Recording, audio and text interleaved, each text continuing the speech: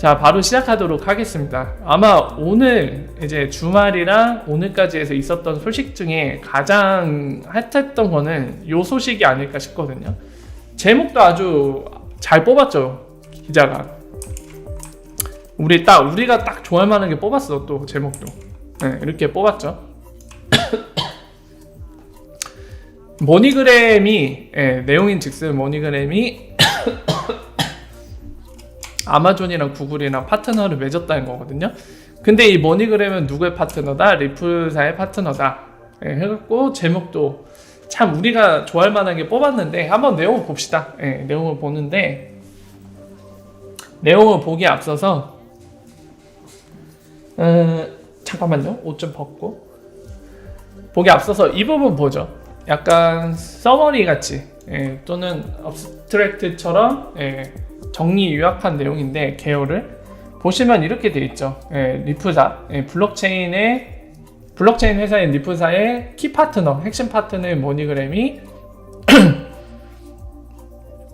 이 디지털 트랜스포메이션, 제가 DT라고 줄여 쓴다고 말씀드렸죠. DT 이거 하기 위해서 새로운 뉴 클라우드 스트러지 전략을 쓴다는 거죠. 자, 그래서 내용 봅시다. 내용 보시면은 여기 써있죠. 앞에 이미 핵심이 나왔네요. 보시는 것처럼 크로스보더 페이먼트 베터런 회사인 머니그램이 DT를 계속해서 구현하게 해갖고 어떤 거를 이제 구현한다고요? 멀티 클라우드 스토러지.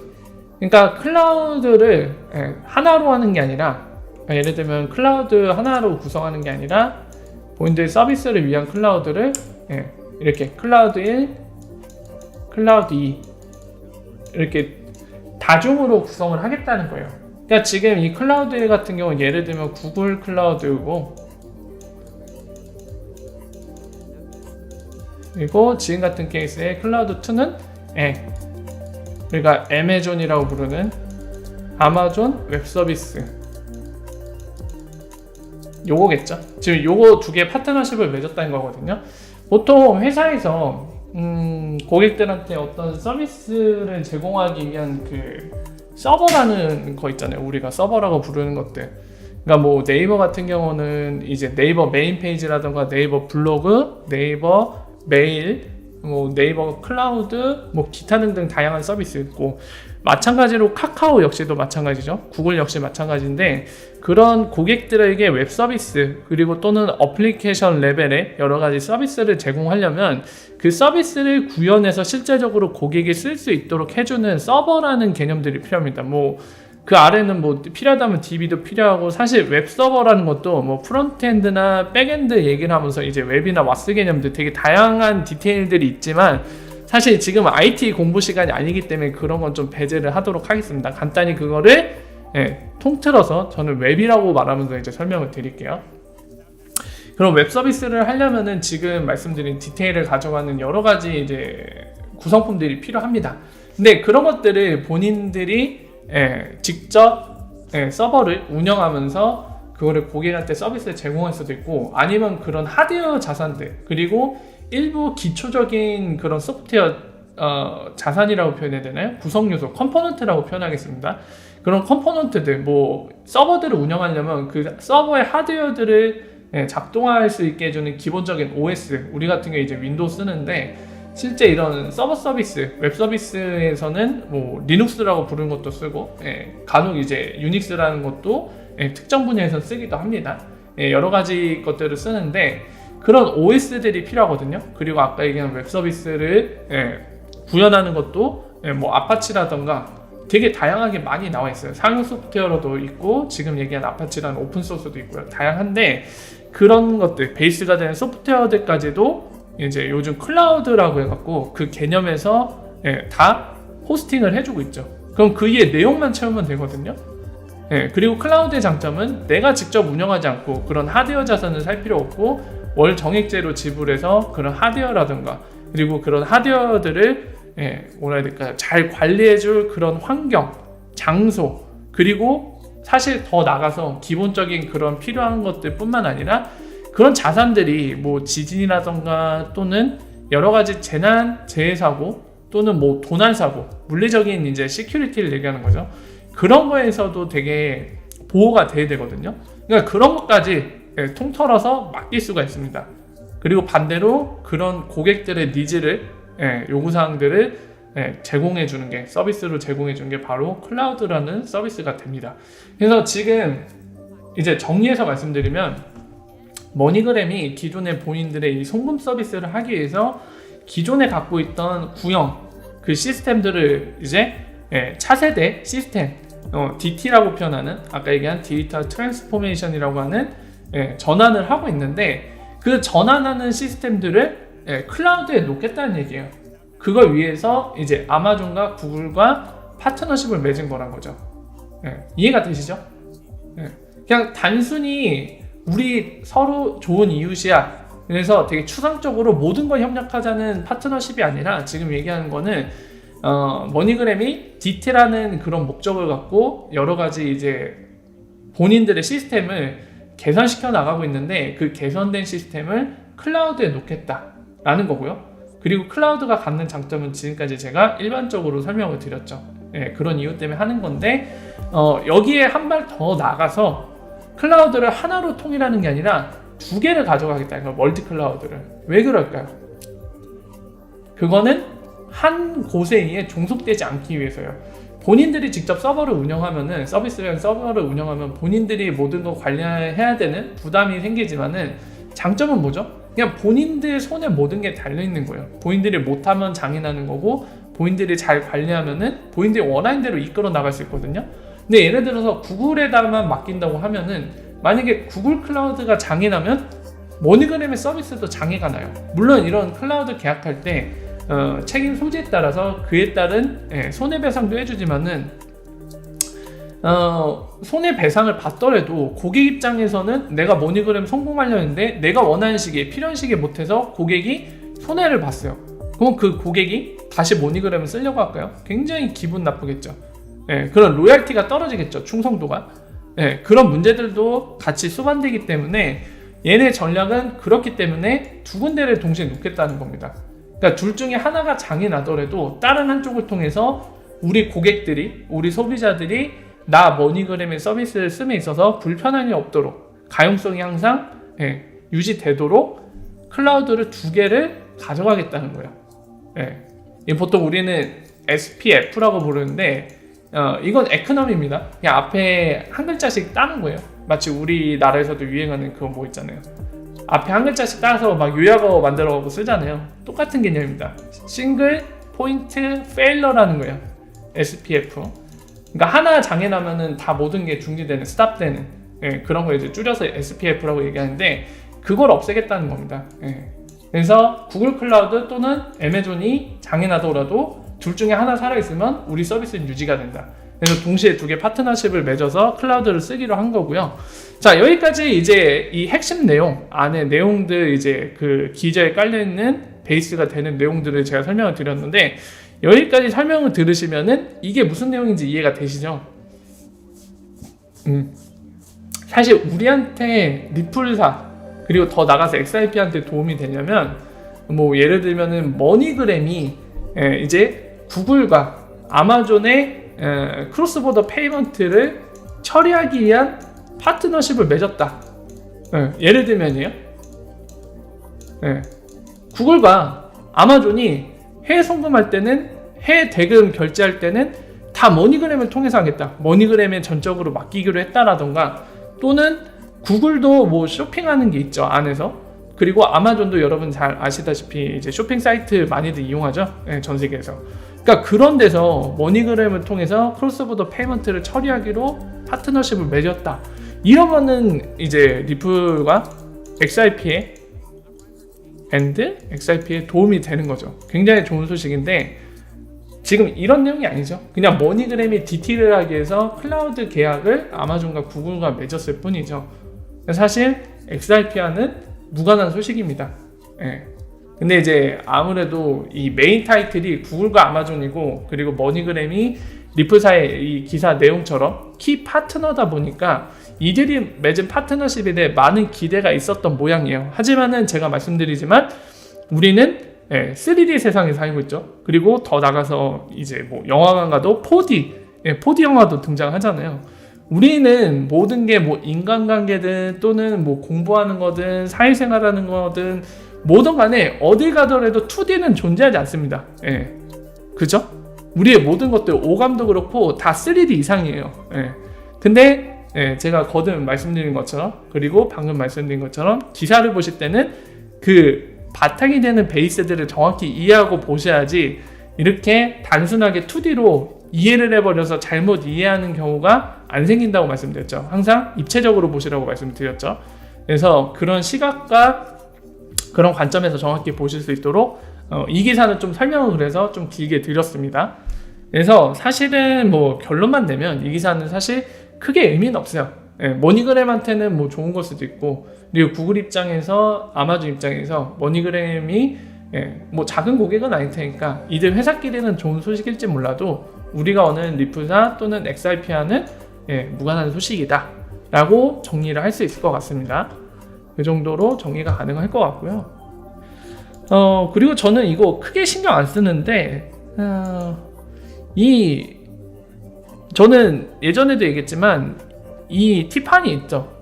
굉장히 이제 리프사의 핵심 멤버들과 좀 친해서 개인적으로도 막 만나서 술 마시고 그러잖아요.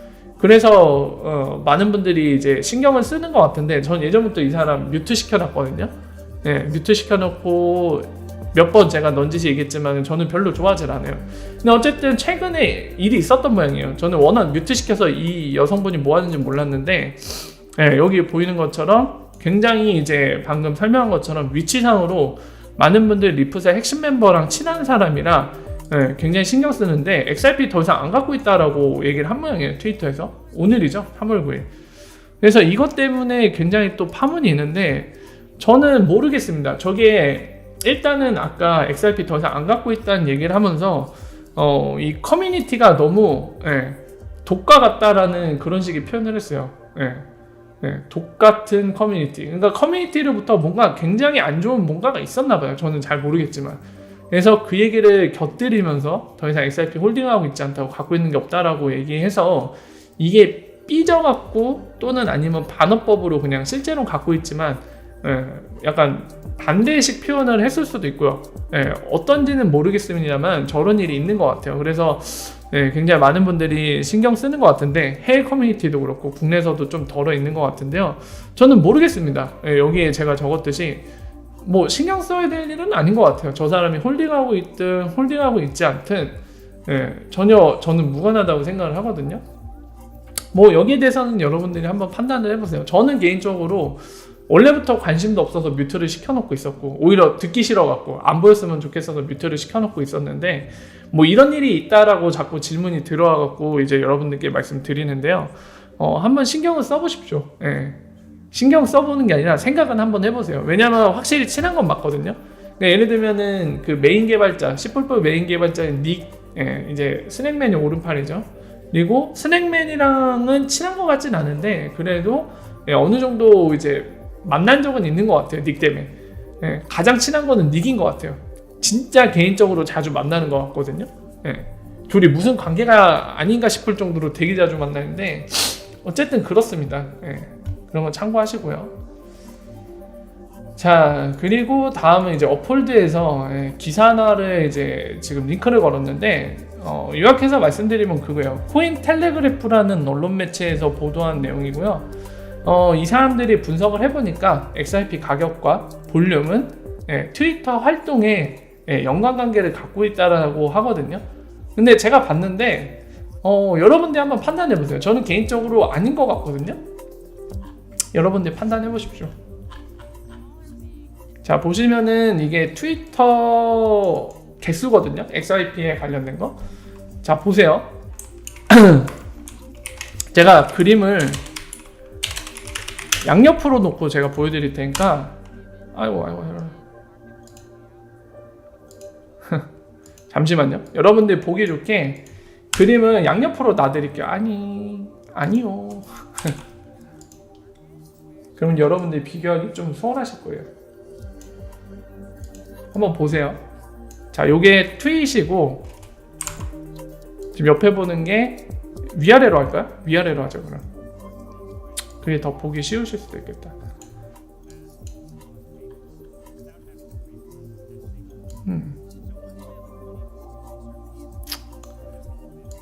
안 나오네? 아니, 노. 자, 보세요. 이게 여러분들이 보기엔 상관관계가 있나요? 아래 게 이제 1일 가격이고요. 이게 1일 트윗 숫자에 XRP에 관련된 거. 이거는 지금 이렇게 가고 있는데, 요거는 이렇게 움직이고 있거든요.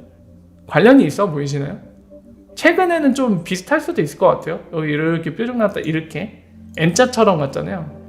요거 갖고 그러는 것 같은데 쭉 지켜보면은 쭉은 아니거든요. 예, 전혀 코렐레이션이 다른 것 같은데 어쨌든 얘네는 그렇게 보도를 했습니다. 여러분들 한번 판단을 해보세요. 저는 아닌 것 같은데 보기에 따라 다 생각이 다를 수 있으니까요. 어쨌든 이런 내용이 있는데 한 번쯤 그냥 봐보시는 것도 나쁘진 않을 것 같아요. 자, 그리고 지난주에 제가 이제 인도 중앙은행이 대법원에 암호화폐 거래소들이 이제 인도 중앙은행이 2018년 6월쯤인가에 이제 그 금융회사들, 은행들한테 암호화폐 거래소랑 이제 거래를 중단해라. 암호화폐 사용 금지다. 그러니까 중단해라. 이렇게 했던 거, 조치를 취했던 거를 이제 소송을 걸었었는데 인도 대법원에서 그게 패소가 됐죠. 그래서 설명을 드렸는데 지금 오늘 방송하고 그리고 방금 내용 전에 있었던 소식을 방송한 시점 사이에 이게 또 되나봐요. 대법원 판결 내면 끝난 줄 알았는데 인도 중앙은행이 항소를 하겠다고 합니다. 저는 이게 될 줄 몰랐는데 항소가 되는 모양입니다. 그래서 항소를 하겠다고 그런 기사가 나왔었고요. 그리고 거기에 관련돼서 이제 또 어떤 사람이 이제 이 상황에 대해서 얘기를 하는데 애쉬가 여기에 대한 답변을 해줬습니다. 이 내용인즉슨 요약하면 그거예요. 이 사람도 어떤 질문을 했냐면 인도 중앙은행에서 이제 그렇게 금지시켰던 거를 대법원에서 일단 패소 판결을 냈기 때문에 지금은 암호화폐 거래가 자유로운 거 아니냐 이런 취지의 질문을 했는데 애쉬도 제가 했던 얘기 똑같은 얘기 하는 거죠. 일단은 지금 잠재적으로 금지했던 게 대법원 판결로 인해서 풀린 상황이거든요. 하지만 제가 그때도 설명드렸다시피 그렇다고 이거를 합법적으로 할 수 있다라는 그런 규제나 지시사항은 없는 거죠. 오히려 대법원의 그 패소가 있기는 하지만 대법원에서의 인도 중앙은행에서의 그런 의지가 잘못됐다라고 위헌이라고 패소가 되긴 했지만은 여전히 아까 말씀드린 것처럼 인도 중앙은행은 어떻게 하겠다고요? 다시 항소하겠다고요. 그 얘기는 뭐죠? 그게 합법이냐 불법이냐를 떠나서 지금 인도 중앙은행은 본인들의 의지를 꺾지 않았다는 얘기예요. 본인들이 보기에는 여전히 암호화폐는 안 된다라는 거죠. 금지라는 거죠. 그러니까 이런 상황에서 아직 항소를 한다는 상황인데다가 뭔가 명확하게 암호화폐 합법이다, 써도 된다라고 뭔가 돼 있지 않은 상황에서 이런 환경에서 쓸 수 있다 없다? 부담돼서 못 쓸 거다. 그러니까 그런 취지의 얘기를 똑같이 하고 있습니다. 애쉬도. 그냥 어려운 것 같아요. 아직은. 그때도 제가 말씀드렸죠. 어떤 분들이 이제 그러면 엑스라피드 쓸 수 있는 ODL을 쓸 수 있는 거 아니냐 인도. 하지만 어려워 보이죠. 애쉬도 똑같은 얘기를 하고 있죠. 제가 말씀드렸던 거랑. 자, 그리고 영국 금융감독청 FCA에서 또 언스테이블 코인 해갖고 크립토 에셋 해갖고 또 자료를 발간을 했습니다. 이 내용까지 뭐 굳이 보지 않아도 될 내용입니다. 근데 제가 어떤 걸 말씀드리고 싶냐면 되게 바람직한 모습 중에 하나이기 때문에 이제 좀 같이 얘기를 나누고 싶었던 거거든요. 영국이 정말 빠르게 계속해갖고 연구를 계속 하고 있어요. 정부기관에서. 우리나라도 좀 따라가 줬으면 좋겠습니다. 우리나라 잘하는 거 있잖아요. 그러니까 이미 얼리어답터가 되기는 힘들 것 같고요. 이미 영국이나 몇몇 국가들이 치고 나갔기 때문에 선구주자가 되는 건 이미 그런 것 같고, 이 상황에서 그래도 이 블록체인이라는 산업이 또 하나의 성장할 수 있는 동력이 되는 산업이라고 생각을 한다면 이 영국 정부처럼 좀 정부기관에서 적극적으로 연구를 해서 뭔가 화끈하게 해주면 좋지 않을까 이런 생각이 듭니다. 연구를 해보니까 불법이면 금지를 하든지, 연구를 해보니까 이건 확실히 우리나라에도 필요한 거다 하면은 영국처럼 이렇게 빠르게 뭔가 규제 정리해갖고 회사들이 좀 적극적으로 블록체인과 암호화폐 활용해서 사업을 진행할 수 있도록 장려해주는 게 좋지 않을까 생각이 들거든요. 네, 빨리 우리나라도 따라가줬으면 좋겠어요. 네, 부탁입니다. 제발 따라가주세요. 확실하게 불법을 할 거면 화끈하게 불법으로 가든지, 아니면 연구를 해봐서 이거는 좋은 거다면은 화끈하게 빨리빨리 선두주를 치고 나가든지 좀 그래줬으면 좋겠다는 생각이 드네요. 영국이 좀 부럽습니다. 자, 그리고 요거는 이 4,100만 개 정도가 언제죠? 3월 6일날 이동했는데요. 이거 제드 거예요. 제드의 타코 스탠드 계정에 리필이 들어갔습니다. 제가 추정치를 말씀을 드렸죠. 대략 제드가 지금 남아있는 게 45억 개에서 47억 개 정도 남아있다라고 제가 예전 거 히스토리 쭉 보고 나서 남은 거를 이제 추정치를 말씀드렸는데, 이제 제드 거를 리프사 계정에서 관리하면서 팔아주고 있다 보니까 이 타코 스탠드 계정이 현재 6,300만 개 있거든요. 아까 4,100만 개, 200만 개 정도가 이제 리필을 한 거죠. 팔면은 꾸준히 이제 100만 개 이상씩 여전히 팔고 있죠. 팔다 보면 이게 오링 나니까 이제 다른 계정에서 충전을 해주는 거죠. 이렇게 제드가 갖고 있는 XRP는 제드의 의사이에 이렇게 계속 팔리고 있습니다. 아직 45억 개 이상 남았어요. 그리고 우리 제드 이 선생님께서는 오늘도 쉬지 않고 150만 개를 판매를 하셨습니다. 시부레. 욕 나오네. 자, 그렇습니다. 제드한테는 욕이 나올 수밖에 없죠. 자, 그 내용이었고요. 그리고 드림나우는 원래 이제 중앙은행들과 일하던 리프사의 이제 핵심 임원 중 하나였는데, 지금은 은퇴했죠. 은퇴했고 호주 사람입니다. 참고로. 어쨌든 은퇴하고 나서도 이제 관심을 갖고 있는 모양이에요. 그래서 지금 보시는 것처럼 플래시 FX는 이제 호주의 리플렛 멤버거든요. ODL을 쓰는 멤버인데, 지금 그 얘기를 하고 있습니다. 리플렛 페이먼트의 파이오니어 개척자인 플래시 FX, 이제 호주에서 개척자라고 얘기하는 거죠. 그래서 개척하면서 이제 인워드 페이먼트라고 얘기하죠. 그러니까 타국에서 호주로 들어오는 송금을 리플렛에서 처리하고 있었는데, 이제 아웃워드, 아웃플로우로 나가는 거, 호주에서 타국으로 나가는 거 이제 곧 조만간이지 않느냐 해서 좋은 움직임을 이제 사업 진행을 하고 있다라고 축하를 해주고 있네요. 그래서 이 분이 지금 사진에 있는 이분이 플래시 FX의 CEO인가 봐요. 그렇습니다. 사업 확장을 열심히 하고 있다는 거, 그 내용이에요. 뭐 특별한 소식은 아닙니다.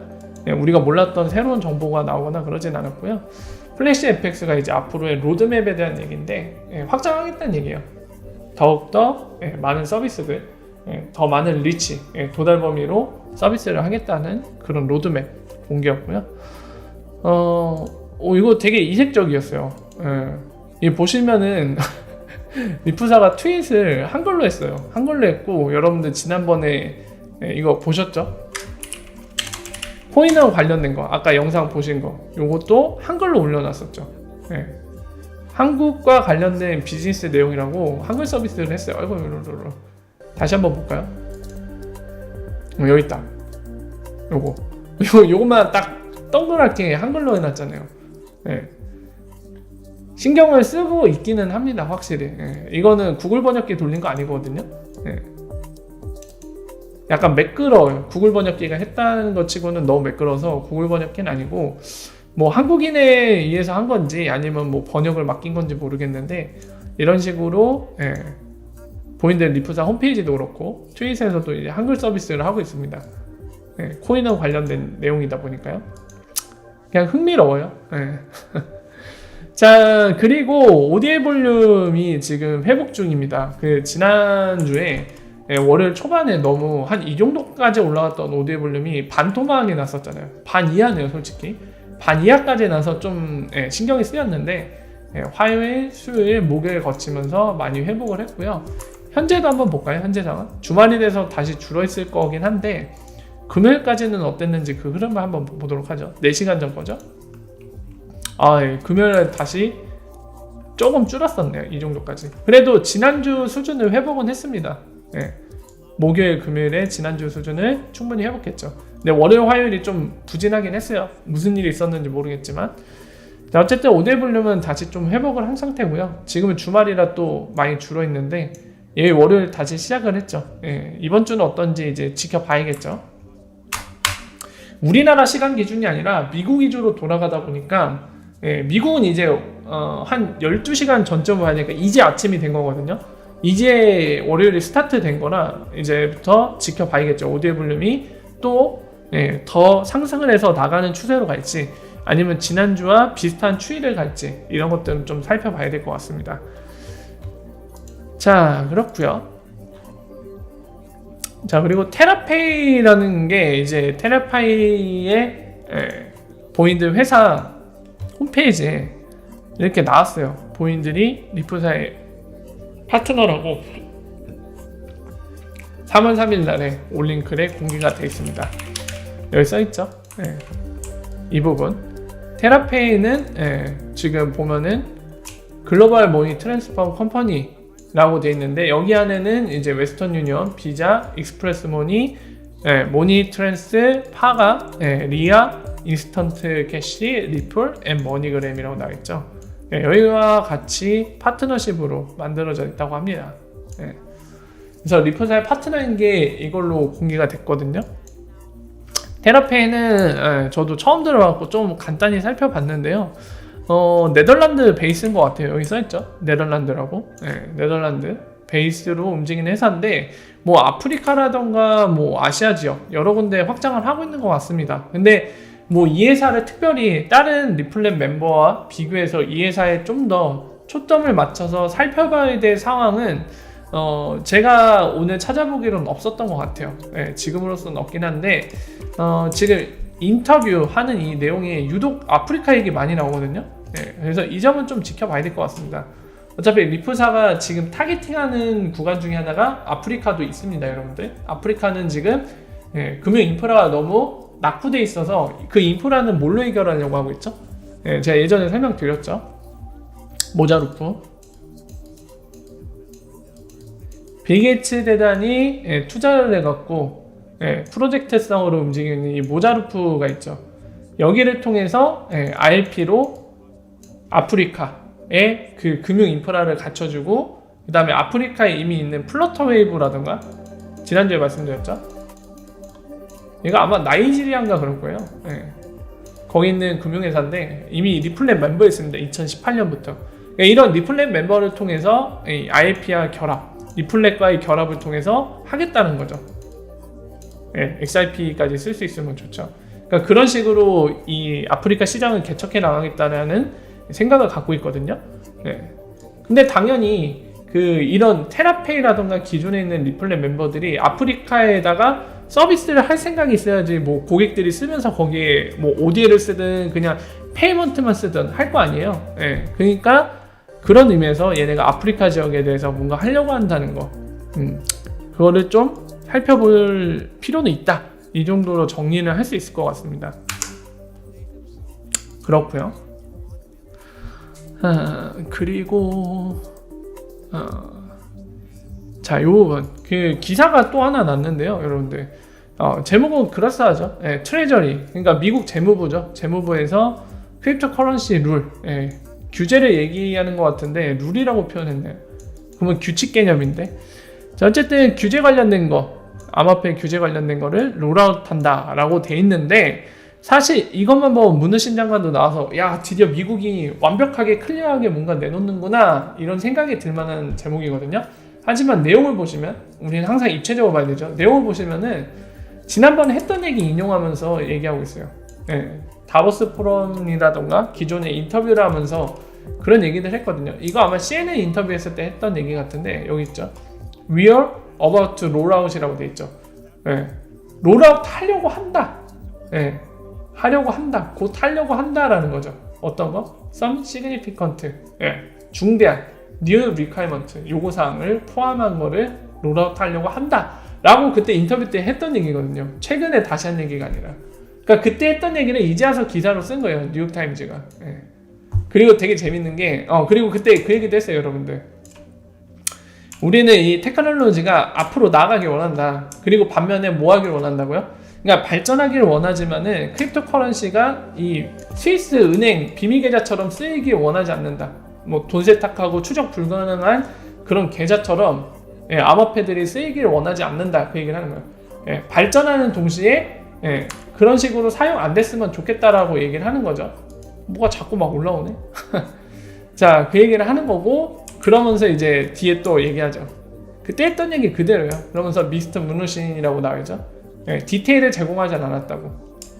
예. 그때 했던 얘기 이제 와서 기사를 낸 겁니다. 그러니까 사실 의미가 없는 거예요. 그때 했던 얘기거든요. 예. 그리고 날짜도 2월 12일이네. 왜 이제 와서 이거를 왜 해외에서는 또 막 이런 거를 했어요. 3월 6일 날에. 이러지 말자 이런 거. 자, 그렇습니다. 예전에 했던 얘기고 아직 나오진 않았어요. 이거 디테일이. 자, 예. 그러면은 주말까지 해서 모든 소식들은 다 본 것 같네요. 예. 아, 그리고 그 유틸리티 스캔이라고 ODA 트래픽 추적하는 사이트 운영하는 요 사람, 이거 터키 국기인가요? 제가 정확히 모르겠는데 이 사람이 코인원 추가했습니다. 코인원도 추가하고 바이낸스 US도 넣었어요. 추가로. 그래서 저한테 질문 온 게 이 3월 5일 날에 이거를 추가했고 한 4일 정도 지났거든요. 추가한 지. 실제로 얘네 유틸리티 스캔에 이제 코인원 꽤 뜬 적이 있다고 하더라고요. 비트스탬프 간의 이동으로. 그래서 이거 ODL입니까? 하고 질문이 들어왔는데 ODL 아닐 겁니다. 코인원이 무슨 배짱으로 나라에서 금지했던 거를 몰래 쓸 수 있을까요? 그랬다간 큰일 나죠. 그거는 아마 재정거래일 거예요. 아비트러지 트레이드 겁니다. 차익 실현을 위한 재정거래 이런 성격으로 이동한 걸로 보이고요. ODL은 여러분들 잘 아시다시피 나라에서 반대를 하고 있고 샌드박스도 통과를 못하고 있잖아요. 그런 상황에서 썼다가는 큰일 나겠죠 진짜. 그래서 아마 아닐 걸로 보입니다. 99% 아닐 거예요. 어쨌든 미리 추가는 돼 있다는 거 참고하시고요. 이것까지만 말씀드리면 되겠네요. 자, 빅고 여러분들 아시죠? 리플사의 그런 기업 고객들한테도 그 커스터디 서비스를 이미 제공하고 있는 중인데 얘네가 그 조금 더 엔터프라이즈급으로 서비스를 확대할 예정인 것 같습니다. 그래서 지금 기사 제목도 나와 있는데 보인 대로 암호화폐 랜딩 서비스를 이제 기업들에게 기관들에게 제공할 생각이라고 하네요. 거기다 비즈니스 확장을 한다는 얘기인데 이런 빅코의 움직임은 확실히 좋은 것 같아요. 빅코도 결국에는 전에도 잠깐 말씀드린 것 같지만 얘네도 새로운 클래스의 약간 금융기관이 되고 싶어 할 겁니다. 그러니까 이런 서비스 확장도 하는 거죠. 되게 대놓고 하는 거죠. 사실 새로운 개념의 은행이 되고 싶으니까 지금 랜딩 서비스도 한다는 거잖아요.